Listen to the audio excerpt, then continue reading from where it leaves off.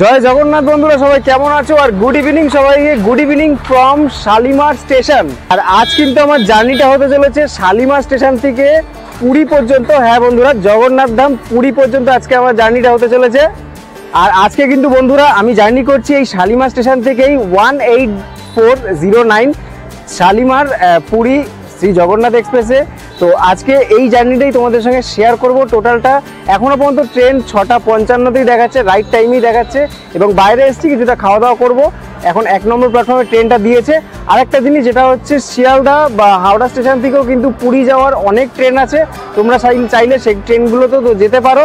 Otherwise Dharmatala থেকে কিন্তু অনেক বাসও চলে, সেগুলোও কিন্তু পুরী পর্যন্ত যায়। অনেক লাক্সারি বাসও রয়েছে, সেগুলো কিন্তু তোমরা ট্রাভেল করতেই পারো। বাট আজকে আমি যাচ্ছি শ্রী জগন্নাথ এক্সপ্রেসে। তো চলো আগে স্টেশনের ভেতরে যাই, 1 নম্বর প্ল্যাটফর্মে। এখনো ট্রেন দেয়নি, আগে যাই, তারপরে পুরো জার্নিটা তোমাদের সঙ্গে শেয়ার করবো। আর হ্যাঁ বন্ধুরা, আজকে কিন্তু আমি একা জার্নি করছি না, আজকে কিন্তু আমার সব পরিবার নিয়ে জার্নি করছি। এবং আমার পরিবার এবং আমার মাসির পরিবার, 2 পরিবার মিলে আজকে পুরী জার্নি করছি। আর সঙ্গে তো ভিডিও তো আছেই, এটা তো আমার কাজ। আর তোমাদের সঙ্গে কানেক্ট হওয়ার এটা একটা মোক্ষম মাধ্যম আর কি বলতে পারো।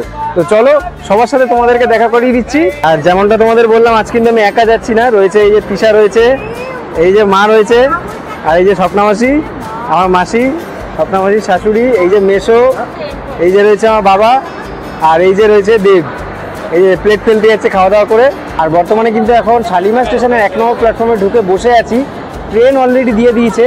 ট্রেন ছাড়া সঠিক সময় তোমাদেরকে বললাম 6:55, এবং সঠিক সময় কিন্তু ট্রেন ছাড়বে। আর ঘড়িতে এখন সময় বলছে 6:24। একটু টুকটাক কিছু সন্ধ্যাবেলা টিফিন করে নিলাম। এইবার আস্তে আস্তে ব্যাগপত্র নিয়ে উঠে পড়বো আমাদের ট্রেনে। ট্রেন কিন্তু দেখতেই পাচ্ছ, আমাদের 1 নম্বর প্ল্যাটফর্মে কিন্তু ট্রেন দিয়ে দিয়েছে। এই রয়েছে ট্রেন আমাদের শালিমার থেকে পুরীগামী শ্রী জগন্নাথ এক্সপ্রেস। তো এই হচ্ছে B2, মানে এটা 3rd AC। আর এই 3rd AC 3টে রয়েছে পরপর। এরপরেই কিন্তু রয়েছে S1, মানে আমাদের যে কামরাটা স্লিপার। তো চলো আগে কোচে উঠি। এই রয়েছে আমাদের S1 কোচের ইন্টেরিয়ার। রয়েছে একটা ঢুকতেই মিরার, বেসিং, জল মোটামুটি এখনও আছে। আর এই রয়েছে ওয়াশরুম, পরিষ্কার আছে বাট প্রচণ্ড গন্ধ। আর আয়না তো মোটামুটি ছাপ করে একাকার। এদিকে বেসিংও জল রয়েছে মনে হয়, হ্যাঁ রয়েছে। এই পাশটাও দেখতে পাচ্ছি একটা টয়লেট, এই পাশেও রয়েছে। এটা কোমোড রয়েছে। এই যে এটা তাও তুলনামূলক গন্ধ কম। এই যে আয়না পরিষ্কার পরিচ্ছন্ন, বাট খুব গন্ধ বেরোচ্ছে মোটামুটি। এই রয়েছে ট্রেনের বাথরুমের রিভিউ। ট্রেনের বাথরুমটা রয়েছে মোটামুটি পরিষ্কার। আর এইখানে এখনও 6:44 হয়েছে, এখনও 10 মিনিট বাকি। তো দেখা যাক রাইট টাইমে ট্রেন ছাড়ে কিনা, দাঁড়িয়ে আছি। আর সিটটা একটু গন্ডগোল হয়েছে, কারণ আমাদের প্রথমে ছিল ওয়েটিং লিস্টে, তারপরে RAC হলো, RAC থেকে এখন কনফার্ম হয়েছে। বাট এদিক ওদিক হয়ে গেছে, 8 জনের সিট এদিক ওদিক পড়ে গেছে। তো ঠিক আছে, কোনো ব্যাপার না, অ্যাডজাস্ট তো একটা রাতেরই ব্যাপার, কয়েকটা ঘন্টার ব্যাপার। তো চলো জগন্নাথের নাম করে আমাদের জার্নি শুরু করি। একদম কাটায় কাটায় কিন্তু 6:55 কিন্তু ট্রেন ছেড়ে দিল শালিমার স্টেশন থেকে। এইবার দেখার পালা মাঝখানে যদি লেট না করে। দেখো ঘড়িতে বাজে একদম এই 6:56 মাত্র হলো, 55তে ছেড়ে দিয়েছে। আর এই যে 1 নম্বর প্ল্যাটফর্ম থেকে আমরা এখন বেরিয়ে যাচ্ছি শালিমার স্টেশন থেকে। আর আমাদের এর পরের হল্ট হচ্ছে 4 কিলোমিটার পর। এই ট্রেনের প্রথম হল্ট দেবে হচ্ছে সাঁতরাগাছি স্টেশনে। টিপ টিপ বৃষ্টি, আর এই জগন্নাথের নাম নিয়ে চললাম শালিমার পুরী জগন্নাথ এক্সপ্রেসে জগন্নাথের দর্শন করতে। চলো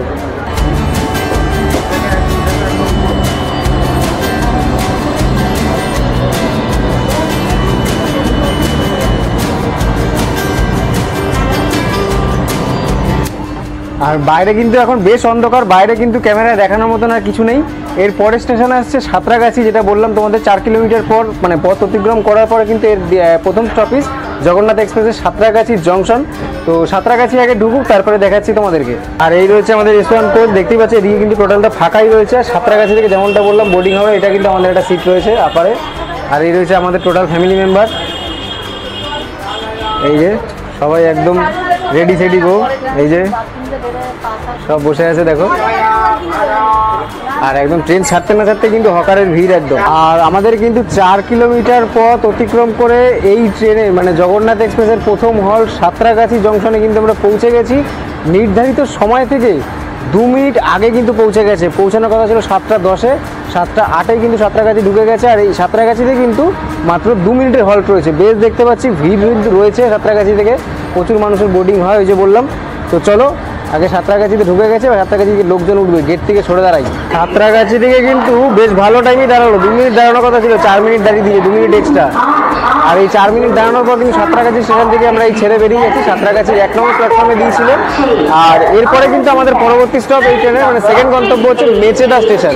এই হচ্ছে আমাদের এই ট্রেনের সেকেন্ড গন্তব্য, মানে সাঁতরাগাছি ফার্স্ট গন্তব্য, তারপরে হচ্ছে আমাদের ট্রেনের সেকেন্ড গন্তব্য হচ্ছে মেচেদা জংশন, যেটা কিন্তু আমাদের ট্রেনে 56 কিলোমিটার পথ অতিক্রম করার পরে মেচেদা জংশনে পৌঁছাবে। আর একটা জিনিস তোমাদেরকে বলে রাখি, যেটা হচ্ছে এই জগন্নাথ এক্সপ্রেস কিন্তু এই বছর 2025 সালে 21শে ফেব্রুয়ারি এনএইচবি করা হয়েছে, মানে 20 ফেব্রুয়ারি পর্যন্ত কিন্তু লাস্ট ছিল এই জগন্নাথ এক্সপ্রেসের আইসিএফ কোচের জার্নি, এবং 21শে ফেব্রুয়ারি থেকে কিন্তু 2025 সালে এটা কিন্তু এনএইচবি কোচ করে দেওয়া হয়েছে, যেটা সাধারণ এবং দর্শনার্থীদের জন্য বা সাধারণ প্যাসেঞ্জারদের জন্য খুবই ভালো একটা জিনিস। 56 কিলোমিটার পথ অতিক্রম করে আমরা চলে এসেছি এই ট্রেনের দ্বিতীয় গন্তব্য মেচেদা স্টেশনে। আর ট্রেন কিন্তু নির্ধারিত সময় থেকে একদম রাইট টাইমে আছে, বেশ ভিড় কিন্তু মেচেদা স্টেশনে রয়েছে, বাট মনে হয় যে কটা সিট ফাঁকা রয়েছে এখন সে কটা সিট কিন্তু ভর্তি হয়ে যাবে। আর একদম সঠিক সময় কিন্তু ট্রেন আমাদের ছেড়ে দিল, মাত্র 2 মিনিটই দাঁড়িয়েছে, 2 মিনিট হল্ট ছিল মেচেদাতে। আর এই মেচেদা কিন্তু তোমাদের সঙ্গে আলাদা করে পরিচয় করে দিতে পারে, দীঘা যাওয়ার পথে ট্রেন জার্নির অনেক ভিডিও এই মেচেদাতে কিন্তু শেয়ার করেছি তোমাদের সাথে। আর ঘড়িতে কিন্তু এখন সময় বলছে 8টা বেজে 4 মিনিট, ট্রেন একদম তার নির্ধারিত সময় থেকে তো সঠিক সময় চলছে, বাইরে অন্ধকার সেরকম কিছু দেখানোর নেই। আর এর পরের স্টেশন হচ্ছে খড়গপুর, যেটা হচ্ছে তোমাদের 112 কিলোমিটার যাত্রাপথ আমরা অতিক্রম করে আমরা পৌঁছাবো এই ট্রেনের তৃতীয় গন্তব্য খড়গপুর রেলওয়ে স্টেশনে। তো চলো আবার ভেতরে গিয়ে বসি, ওই যে বললাম বাইরে এখন অন্ধকার, দেখার মতন কিছু নেই আর ক্যামেরাতেও দেখানো যাওয়ার মতন কিছু নেই। চলো ভেতরে যাই, আবার খড়গপুর আসলে ওর সঙ্গে দেখা হচ্ছে। 112 কিলোমিটার যাত্রাপথ অতিক্রম করে আমরা চলে আসলাম শ্রী জগন্নাথ পুরী এক্সপ্রেসের চতুর্থ গন্তব্য খড়গপুর জংশন।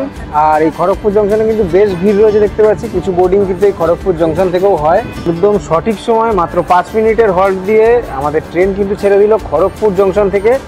আর এরপরে আমাদের পরবর্তী স্টেশন হচ্ছে বেলদা, যেটা এখান থেকে আরও 148 কিলোমিটার আমাদের টোটাল যাত্রাপথ অতিক্রম করে আমরা কিন্তু পৌঁছাবো এই ট্রেনের পঞ্চম গন্তব্য বেলদা স্টেশনে।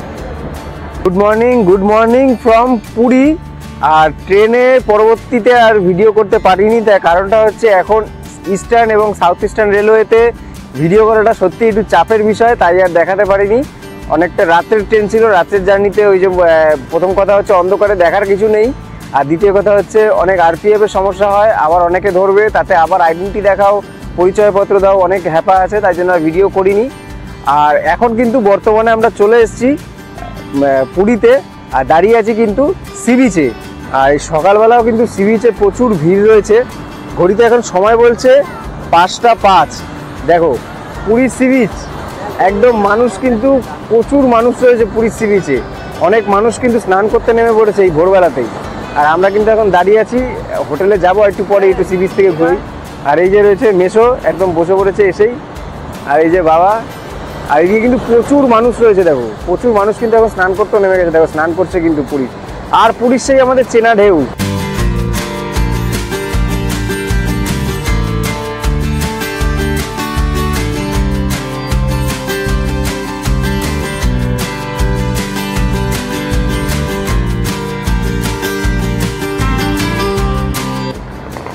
সমুদ্রের পাড়ে একটুখানি ঘোরাফেরা করে এখন কিন্তু হোটেলের উদ্দেশ্যে যাচ্ছি। আর আমাদের হোটেল কিন্তু রয়েছে একদম স্বর্গদ্বার থেকে একদম সামনেই, যেটা তোমাদেরকে আমি ভিডিওতে দেখিয়েছিলাম। এই দেখতে পাচ্ছ আমার পেছনেই কিন্তু শ্রী চৈতন্য মহাপ্রভুর স্ট্যাচু রয়েছে, আর এখান থেকে কিন্তু আমরা ঢুকে গেলাম স্বর্গদ্বার রাস্তার দিকে। তারপরে এখান থেকে আমরা যেরকমটা তোমাদেরকে আগে দেখিয়েছিলাম শকুন্তলা নিবাস, সেই হোটেল, তোমাদের সেই পুরনো দেখানো হোটেল, এখান থেকে আমরা চলে যাবো বাঁদিকে, এই ডান দিক থেকে কিন্তু আমাদের হোটেলটা পড়বে, একদম ভারত সেবাশ্রমের অপোজিটে কিন্তু আমাদের হোটেল রয়েছে। তো এখন কিন্তু আমরা 3 তলায় চলে এসেছি এই হোটেলের। আর 3 তলায় আমাদের 2টো রুম আছে, একটা হচ্ছে এই রুমটা যেটা এখনো চেক আউট হয়নি, এখনো কাস্টমার রয়েছে, দর্শনার্থী রয়েছে, তারা বেরোলে তো আমরা পাবো। আর আরেকটা যেটা ছিল আমাদের 302, এই যে এটা রয়েছে, এই 2টো রুমই আমাদের বরাদ্দ করা হয়েছে। আর এই যে 302 রুম, এই যে মেশো যাবে খুলে খেলা একদম ফেলেছে, একদম এরকমই রয়েছে, দেখো পুরো বেড রয়েছে, সব কিছু রয়েছে ঠিকঠাক। আর যে রুমটা থাকার, যে রুমটা দেখিয়েছিলাম, দেখো এই যে পুরো রান্নাঘর।